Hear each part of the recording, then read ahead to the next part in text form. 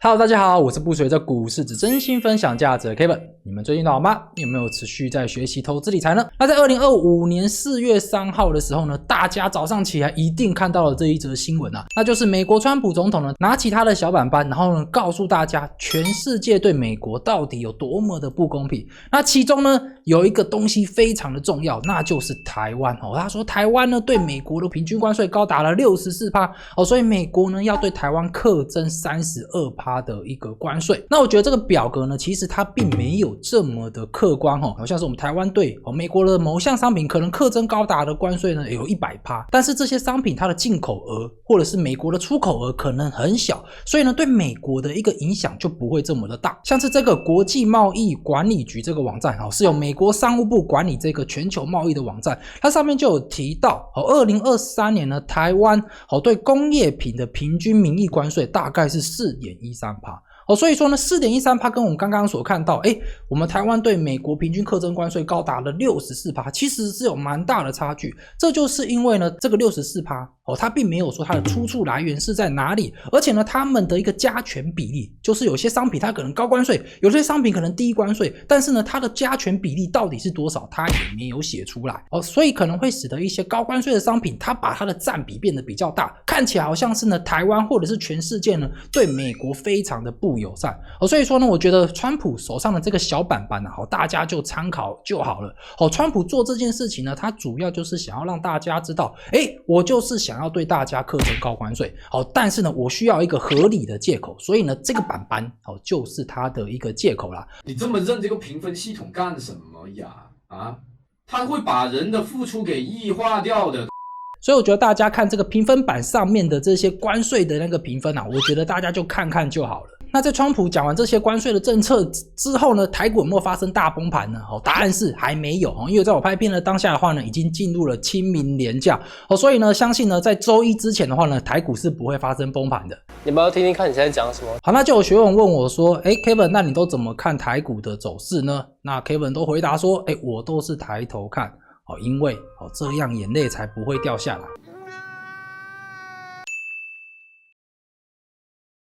好，接下来我们就来看2025年3月份联准会的最新 FOMC 会议纪要。首先这个会议纪要呢有几个重要数据要跟大家讲第一个重要数据就是美国的 GDP， 那美国 GDP 就是可以衡量美国的一个经济发展。那再来的话呢就是失业率如果美国的失业率比较低的话呢，那相对来讲经济是不是比较好所以呢我们也要看他们的失业率。接下来的话呢则是通膨指数就是 Core PCE， 扣除食品以及能源方面的指数，这个指数可以更代表美国的一个通货膨胀。那最后的则是看美国的联邦基金利率。那我们可以看到这个表格当中的第一个栏位这第一个栏位的话呢就是中位数，就是19位的联准会官员他们当中的第10位他们对利率的一个看法。那右边这边有看到一个中央趋势，那中央趋势就是将这19位官员当中前面3位跟后面3位那种比较极端的看法呢把它给排除，然后留下中间的这13位他们的一个看法。那最右边的话呢就是范围，那范围的话呢就是这19位官员他们对这些政策的一个看法他们的 range 大概是落在哪里。好，首先我们先看一下中位数的 GDP。 那我们可以看到在2024年12月份就是 December 这个地方，你可以看到他在过去的时候呢认为美国的 GDP 在2025年年底的时候呢是会来到 2.1%， 那目前的一个中位数的看法的话呢是 1.7%。 所以说你可以看到联准会的官员他们现在对美国的 GDP 的一个看法就美国经济成长的话呢是有那种变得比较保守，就是美国经济可能会有点放缓的一个状况。那现在最新的美国的 GDP 是多少呢？在2025年的3月27号的公布值是 2.4%， 也就是说呢现在的 2.4% 到年底的时候呢可能会掉到 1.7%。 好，接下来的话呢我们来看失业率。那失业率的话呢从原本12月份的 4.3% 的预期到现在的话呢现在预期是 4.4%， 到2025年年底的时候呢是会来到 4.4%。 所以我们可以看到失业率的话呢也是微幅的上涨的一个趋势。那现在美国的失业率在3月7号的公布值是 4.1%。 那这 4.1% 如果未来到年底的时候呢增长到 4.4%， 大概是增加了 0.3% 左右。虽然呢增加了 0.3%， 但是呢 4.4% 的失业率呢，相对于美国过去这30年来的一个历史来看，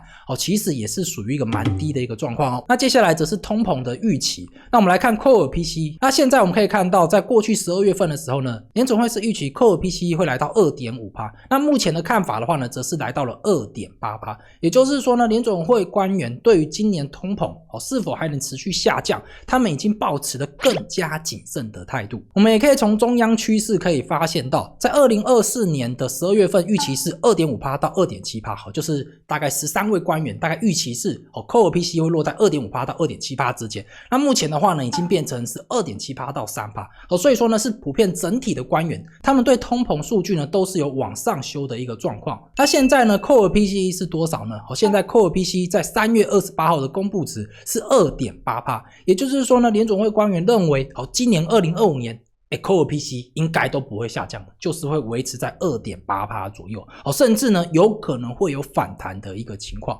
那这 2.8% 的扣尔 PCE 其实从2024年的3月份就已经来到了 2.8% 了。那到2025年的3月份呢，还是 2.8%， 虽然中间呢有上上下下的波动，但是呢最终还是来到了 2.8%。所以美国的通膨呢，在过去这1年来其实并没有太大的起色。那如果真的又如联总会官员他们的预期，到2025年年底通膨都还是来到 2.8% 的话，那美国的通膨可能就真的出现了一个微幅滞胀的一个状况咯。好，接下来我们来看联总会对利率的预测。那现在的中位数是 3.9%， 也就是说呢，中位数的预期是美国的基准利率会落在 3.75% 到 4% 之间。那你可以看到它的中央趋势也是很明显在12月份的时候呢，大家预期大概是 3.6% 到 4.1% 基准利率。那目前的话呢，已经调升到了 3.9% 到 4.4%， 也就是说呢，有非常多的官员其实认为今年可能不会再降息。我们直接来看利率点阵图会更明显，你可以发现到有4位官员是认为美国的基准利率会落在 4.25% 到 4.5%， 到年底的时候。那有另外4位官员是预期会降息1码，就是会落在 4% 到 4.25%。那有9位官员呢是预期呢基准利率会落在 3.75% 到 4% 之间。所以你可以发现到现在联准会的官员他们普遍预期呢今年的利率大概也只会降息1码到2码之间哦。那我们现在联准会的基准利率是多少呢？那最新的联准会的利率呢是在3月19号公布出来的是 4.25% 到 4.5%， 是没有调降基准利率的。所以你可以发现到从2024年12月份降息到 4.25% 到 4.5% 之后呢，已经连续2次没有降息咯。好，那看完联准会的会议纪要，那现在市场上的投资人对利率的预期又是如何呢？那我们可以看到美国利率期货交易市场显示2025年6月份的时候呢，大概有 73% 的几率呢基准利率还会降息1码。那到年底的预期呢，投资人是更加的乐观有 15% 的投资人预期今年美国的基准利率可能会来到 3.25% 到 3.5%， 有 85% 的投资人预期呢会来到 3.5% 到 3.75%， 不管是哪一个都比联准会的预期还要乐观哦。那 Kevin 觉得现在市场上的投资人应该是认为今年年底的时候呢，美国经济可能会发生一些问题，所以联准会呢才会降息更多来拯救经济那看完了这些数据之后呢，那这边 Kevin 来跟大家分享我自己的看法。那 Kevin 认为如果今年基准利率真的只有降息1码或者是2码，那其实我们还是有非常不错的一个美债的投资机会，因为现在美债的殖利率还是非常的不错短期的美债呢，像是6个月的殖利率也有 4.2%就算是降息的2码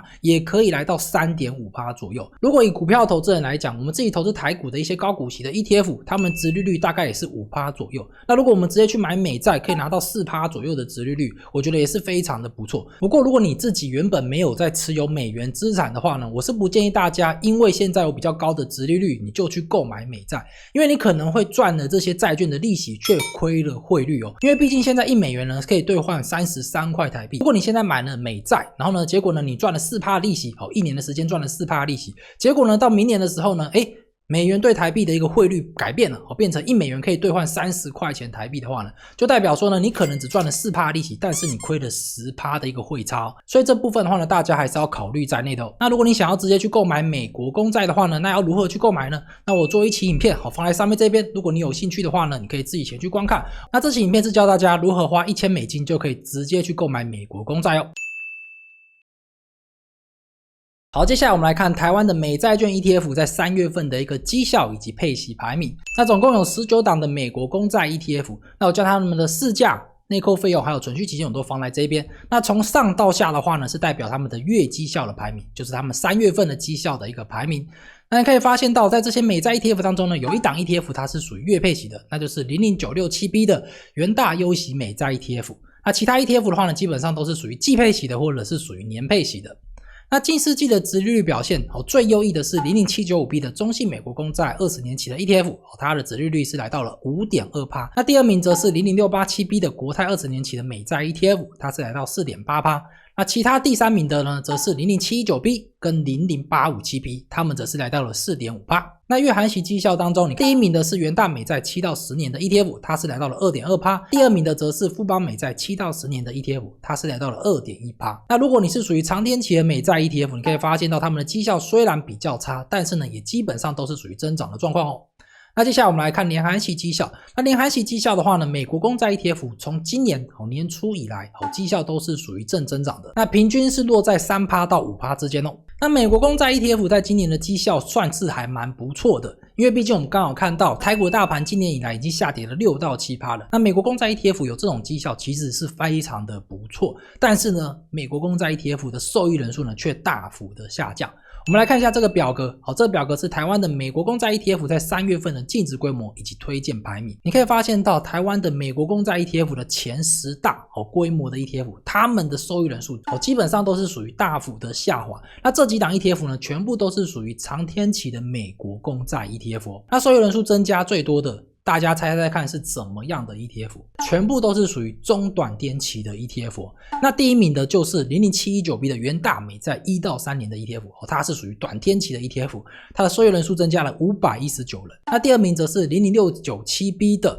元大美债7到10年的 ETF， 它是属于中期的美债 ETF， 它增加了360人。那第3名也是属于短天期的 ETF， 是中信美国公债0到1年的 ETF。 所以你可以发现到现在的投资人有一个趋势他们已经回归到了投资债券的一个本质。过去这1年当中呢，其实很多投资人投资美债或者是属于投资公司债，主要都是想要赚那种降息所产生的价差，所以他们就买了很多长天期的美债，因为他们希望嘛，降息的时候呢，这种存续期间比较长的债券，他们可以赚到比较高的价差。但是呢，好像观察起来并不是这样。那现在的投资人基本上都往中短天期的美债去靠拢，因为这些美债的话呢，可以拿到不错的利息。那这边就要跟大家分享，我的学员就有跟我讲说过去他在投资债券都买了一些长天期的债券他们都认为说呢，他们可以赚到价差，但是呢，发现好像被欺骗感情了。别人都进行资产配置，但是他的投资怎么像是资产的告别式，可怜呢。那这边 Kevin 跟他讲你们不用这么的悲观因为投资呢本来就是会有涨涨跌跌，而且你们才30几岁或者是才40几岁，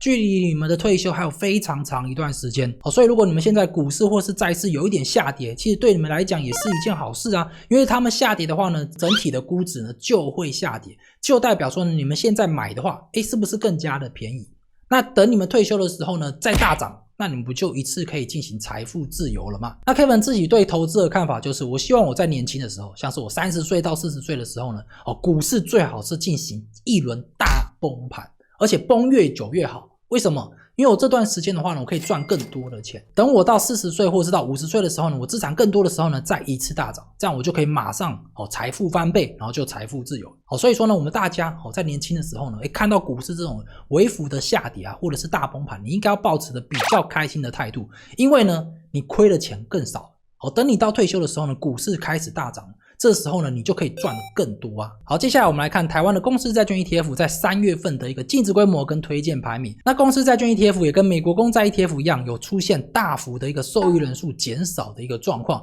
特别是前面几名非常热门的 ETF， 有非常多的投资人呢都进行了抛售。那受益人数增加最高的前3名呢，第1名是 00953B 的群益优选非投等债 ETF， 它增加了7800多人。那第2名则是一档新上市的 ETF， 是 00981B 的第一金优选非投等债 ETF， 它增加了2733人。那第3名呢也是非投等债 ETF， 它是 00945B 的凯基美国非投等债 ETF， 增加了2158人。所以你可以发现到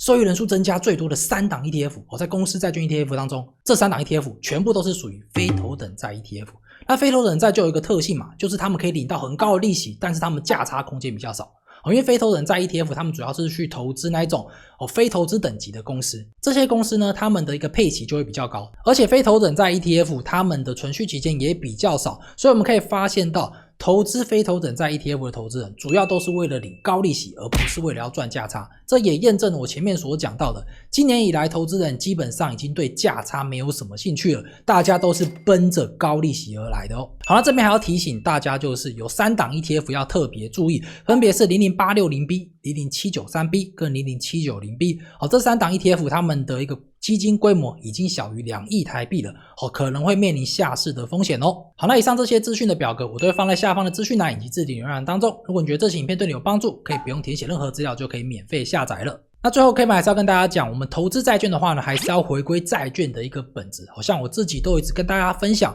我都是直接去购买美国的短期公债，然后领固定利息，持有到期，拿回本金。那这样子的话呢，就算中间利率再怎么波动，那我的报酬其实从一开始就已经确定了。如果你真的投资想要赚大钱的话呢，我们应该要注重在股市上面的投资，好像是我们可以去投资标普500指数，或者是投资纳斯达克指数，这种大盘类型的指数才是我们真正投资赚钱的一个主要的来源哦。那如何去投资标普500指数，我会将它的影片放在上面这边，如果你有兴趣的话呢，你也可以前去观看哦。好了，我是不随着股市真心分享价值 Kevin， 如果你觉得这期影片对你有帮助，别忘了点个赞再走。那 Kevin 持续输出不易 ，Kevin 非常需要你的支持，我们下期影片见，拜拜。今年可能会降息到 3.25% 到 3.5%， 甚至呢，